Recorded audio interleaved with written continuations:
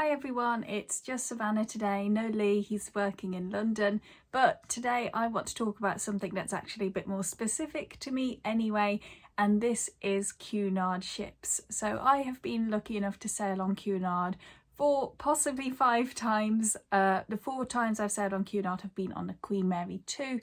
My parents tell me I've sailed on the QE2, the Queen Elizabeth 2, but Cunard don't seem to have any record of that, so that's why I say 4 or 5.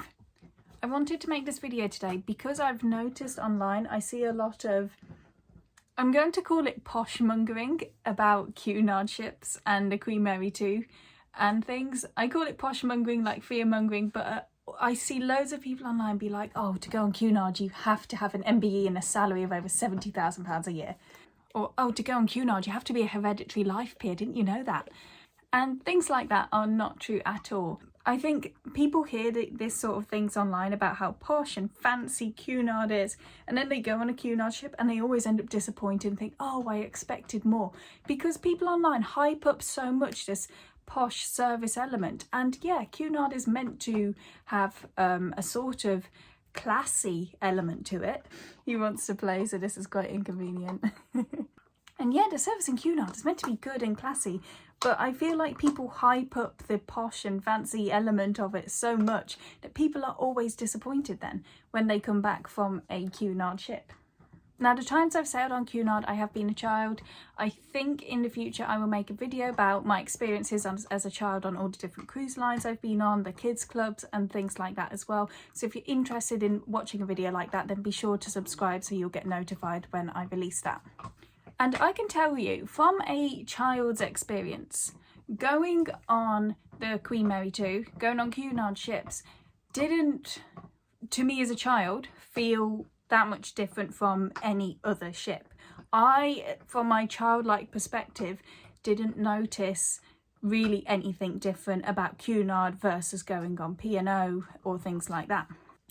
There were a couple of small differences with Cunard that I noticed even as a child, like you get little mint chocolates on your pillow at night, you get the slippers and the dressing gown, the Cunard branded slippers and dressing gown, afternoon tea at 2 p.m. and things like that.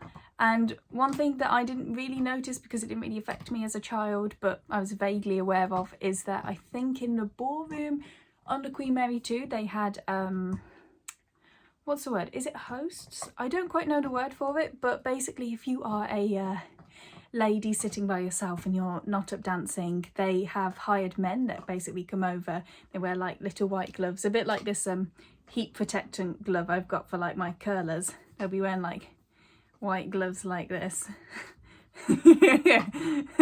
And yeah, there you go, just like that. That's exactly what they'll look like. And they will ask you if you'd like to dance, and then you can just say no thank you and it's fine. They would be like, sure. So those were the differences of Cunard that I noticed as a child, but I was always really excited to go on a Queen Mary 2 because I really loved the planetarium that it had on board. But I will save my child experiences for another video. The point is that going as a child, I didn't notice really any major differences between going on Cunard versus going on another cruise line. So when you go on a Cunard ship, if I as a child didn't notice any major differences or feel like I was in a vastly different environment from another cruise ship, then you won't feel that either, most likely, okay? You will probably, especially as an adult, I think I'd appreciate the design of Cunard ships more. The Art Deco and things like that I really like. But as a child, cool, we're going on a ship, cool, barely know what it is, right, yeah, let's do it. Now, there is a slight difference with Cunard that I think does reflect it being, I like to call Cunard classy and not posh. I think there's a difference between those two things, classy and elegant versus posh and upper class. Does that sort of make sense? So Cunard has this lovely tasteful design and architecture, but again, I wouldn't say it's overwhelming. You'll feel out of place if you're not from the upper class, okay? I know so many people who have been on Cunard ships. They've been from working class backgrounds, they've been from Birmingham, Wolverhampton and things, and they haven't felt like there's been snobs on board or anything like that at all. Okay, so do not worry about that. The only thing I would say about Cunard ships is that At least as a child, I felt the dress codes was a bit more formalised. Because of my years of cruising as a child and as an adult, I know my dress codes very, very well. I know exactly what smart casual, casual, semi-formal, formal, etc. And on Cunard, you'll often have more formal nights. And if you are on a formal night on a Cunard ship and you want to wear a dress, okay, then it has to be floor length, okay? I don't know if Cunard actually do enforce this.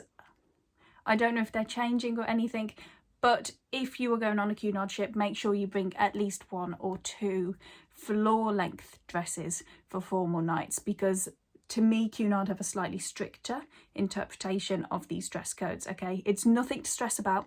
Don't stress about it. So many other cruise YouTubers will say things that will make you think you need to stress about dress codes. Do not. You will be fine. Do the best you can. But try and bring a couple of floor length dresses if you want to wear a dress. Of course, you can always wear a suit. We're not going to discriminate on any sort of gender here. Wear whatever you're most comfortable in. But for a formal night, we would be expecting a sort of suit or tuxedo or a floor length dress on a Cunard ship, okay? A jumpsuit is probably also acceptable as well. I would wear like a nice jumpsuit on a formal night on a Cunard ship. Like I said, don't let dress code stress you out. If you're unsure, generally the longer length of a dress the better. It's always better to over formal than under formal. But anyway, that is the only real major difference. Like I say, a lot of people will do some posh mongering about it. Do not worry, you will be fine. It's very casual. I have fond memories of being a child on the Queen Mary 2 and running up and down the corridor outside the planetarium. I was probably being a menace. But do not worry about it. That is basically the essence of this video. Do not fall victim to posh mongering about Cunard ships. You will have a great time on them. Anyway, if you'd like to hear more of my cruise insights and hopefully some cruise videos and tours and advice and things like that, then please do subscribe. If you have any particular videos or any aspects of Cunard you'd like me to chat about, or the Queen Mary 2, then again, pop it in the comments.